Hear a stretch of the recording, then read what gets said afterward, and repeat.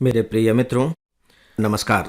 Friends, आज मैं आप सबसे CBAM के बारे में कुछ बातें करने जा रहा हूँ। CBAM carbon border adjustment mechanism. और पक्की बात है कि इस शब्द को सुनकर के हो सकता है कि आप में से ज़्यादातर स्टूडेंट चौंक गए हों।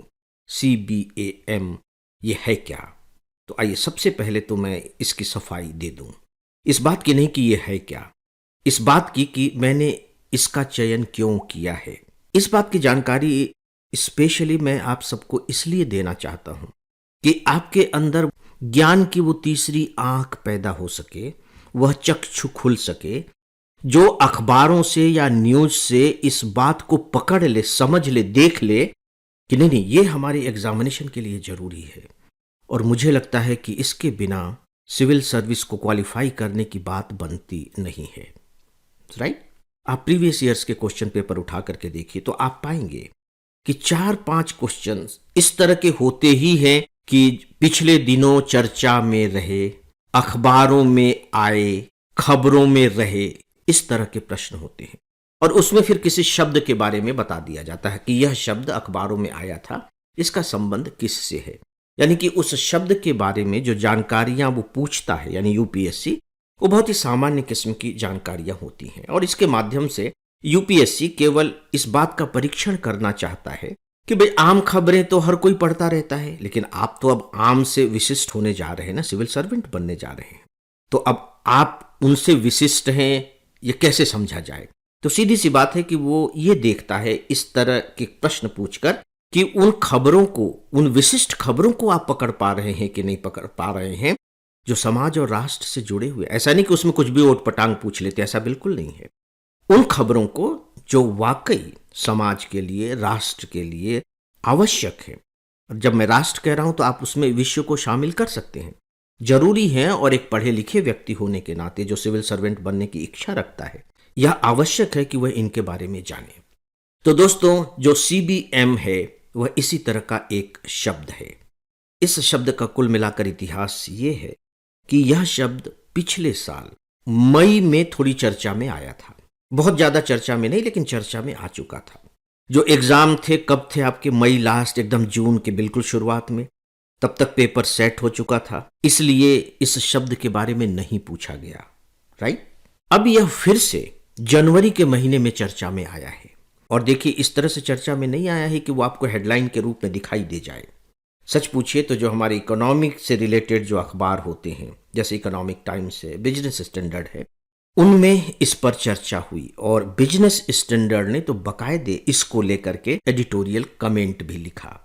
चूंकि उसने एडिटोरियल कमेंट लिखा है, इसलिए मेरी अपनी समझ के अनुसार CBAM शब्द एग्जामिनेशन के पॉइंट ऑफ व्यू से, और बिल्कुल मैं ये बताना चाहूंगा कि प्री एग्जामिनेशन के पॉइंट ऑफ व्यू से मुझे महत्वपूर्ण मालूम पड़ रहा है। हो सकता है कि मेंस में भी इससे रिलेटेड एक प्रश्न बना लिया जाए, क्योंकि अभी जो COP28 हुआ है वह इससे जुड़ा हुआ है। सीधे सीधे तो नहीं, लेकिन चूंकि मामला कार्बन उत्सर्जन का है और ये जो CBAM है 2026 से अस्तित्व में आना है, 2024 चल रहा है, यानी कि समझ लीजिए कि 2 साल के बाद इससे शुरू होना है। और भारत का चूंकि इससे बहुत गहरा संबंध है, इसका भारत पर बहुत निगेटिव इम्पैक्ट होगा, इसलिए मुझे लगता है कि हो सकता है कि मुख्य परीक्षा में भी इस पर प्रश्न पूछ लिया जाए।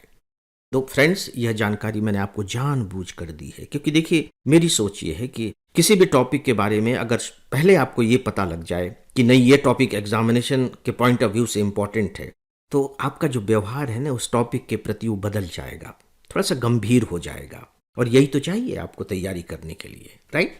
तो चलिए अब हम CBAM के बारे में थोड़ा जान लेते हैं। शब्द पर जाइए। Carbon border adjustment mechanism. याद रखिए, ये मैनेजमेंट नहीं है, ये मैकेनिज्म है। Carbon border adjustment mechanism, CBAM। Carbon आप जानते हैं, कार्बन गैस के उत्सर्जन को लेकर के पर्यावरण के बारे में बातें होती हैं। बॉर्डर यानी कि उसकी एक सीमा होगी, कार्बन उत्सर्जन की एक सीमा होगी।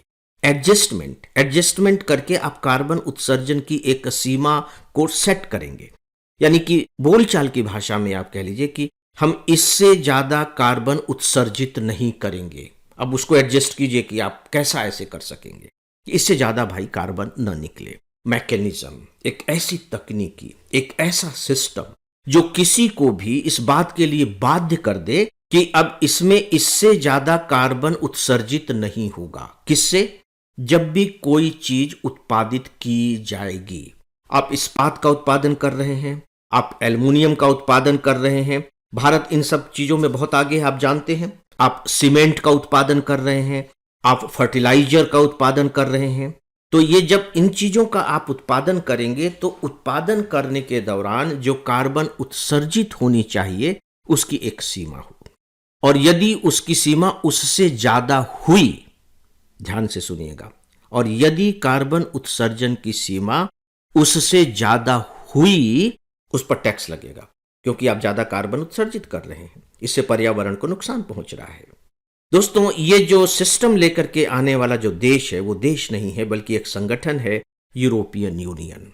और यूरोपियन यूनियन ने ये बात कही है कि अगर जो भी वस्तु उत्पादित की जाएंगी उनमें कार्बन उत्सर्जित की मात्रा यूरोपियन यूनियन के देशों में उत्सर्जित होने वाली मात्रा से अधिक होगी तो उस पर टैक्स लगाया जाएगा।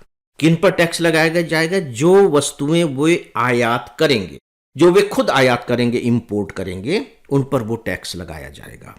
और ये टैक्स कितना भी हो सकता है, क्योंकि ये डिपेंड इस बात पर करेगा कि आप कितना कार्बन उत्सर्जित कर रहे हैं। सिंपल सी बात है। इसके पीछे उनका तर्क क्या है? अब यूरोपियन यूनियन को कुछ तर्क तो देना पड़ेगा ना, क्योंकि देखिए, अगर सामान्य रूप में देखें तो ये एक संरक्षणवादी नीति है। आप कह सकते हैं कि यूरोपियन यूनियन के देश ऐसा करके अपने यहाँ के उद्योगों को संरक्षण देना चाहते हैं। और ग्लोबलाइजेशन क्या है? संरक्षण के विरोध में ही तो है ना, कि पूरी दुनिया का बाजार एक है, आप अलग से अपने उद्योगों को प्रोटेक्ट मत कीजिए। और इसके जरिए तो प्रोटेक्ट कर रहे हैं। उदाहरण के तौर पर भारत अगर वहां उर्वरक है, सीमेंट है, इस्पात है, एल्युमिनियम है, इस तरह की चीजें अगर यूरोपियन यूनियन को निर्यात करेगा तो यूरोपियन यूनियन कहेंगे कि भाई ये जो 100 रुपए की चीज है इस पर हम 30% टैक्स लगाएंगे, तो 130 रुपए हो गया वहां। तो जब हमारी चीज वहां 130 रुपए की पहुंचेगी, तो अगर यूरोपियन यूनियन की कोई कंपनी उसी चीज को 120 रुपए में पैदा कर रही है, तो यूरोपियन यूनियन के देश तो 120 रुपए वाला खरीदेंगे ना, जबकि हमारा 100 रुपए का है। लेकिन टैक्स लगा करके उन्होंने अपने यहाँ के उद्योगों के 120 रुपए वाले माल को संरक्षित कर दिया। अब देख रहे हैं।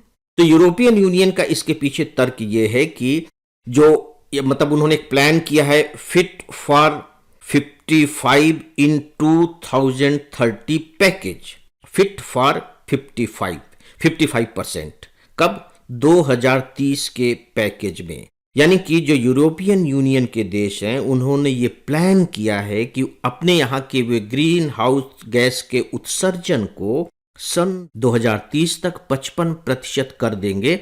और ये जो 55% होगा किस वर्ष की तुलना में होगा? 1990 की तुलना में। अब आप प्लान देखिए, फिट फॉर 55, हमें 55% तक कार्बन उत्सर्जन के लायक खुद को बनाना है 2030 तक। तो ये हमारा जो पैकेज है, जो प्लान है, उसके तहत हम ये ऐसा करने जा रहे हैं। दोस्तों, कुल मिलाकर के ये है कार्बन बॉर्डर एडजस्टमेंट मैकेनिज्म।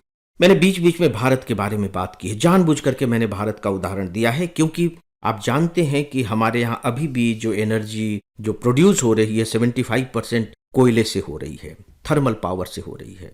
हालांकि जो ग्लोबल पर एवरेज है वो 36% है। हम लगभग कोयल के मामले में दुगने हैं, 75% के आसपास। तो सीधी सी बात है कि हमारा ये जो उद्योग का क्षेत्र है ये बहुत बुरी तरह से प्रभावित हो सकता है। हालांकि हम भी अब इस कोशिश में हैं कि कैसे इन क्षेत्रों में ग्रीन हाइड्रोजन का इस्तेमाल बढ़ाया जाए। और 2023 में ग्रीन हाइड्रोजन के इस्तेमाल को लेकर के 2 प्रश्न पूछे गए हैं प्री एग्जामिनेशन में। तो हम कोशिश में हैं कि ग्रीन हाइड्रोजन का हम इस्तेमाल करें। अर्थशास्त्री एक उपाय और भी सुझा रहे हैं कि भारत के लिए अब यह आवश्यक हो गया है कि वह जो अपना बाजार है वह यूरोपीय देशों में न ढूंढ करके लैटिन अमेरिका और अफ्रीका में ढूंढे, क्योंकि वे देश इन सब मामलों को लेकर के उतने ज्यादा संवेदनशील नहीं हैं। वे इस तरह की बाधाएं खड़ी नहीं करेंगे।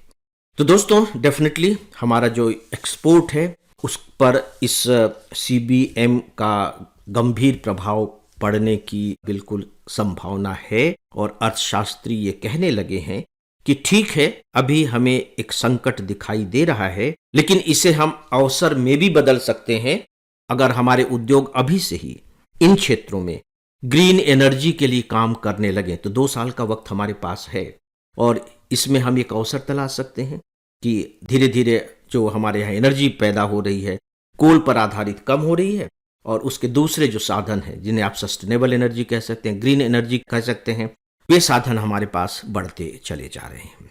तो दोस्तों मुझे लगता है कि ये बहुत इंपॉर्टेंट टॉपिक है, अननोन सा ही टॉपिक है, लेकिन आपको इसकी उपेक्षा नहीं करनी चाहिए। तो दोस्तों इस विषय के बारे में बस इतना ही और इसी के साथ ही दोस्तों आज के इस डेली ऑडियो लेक्चर को अब यहीं समाप्त करता हूँ। नमस्कार।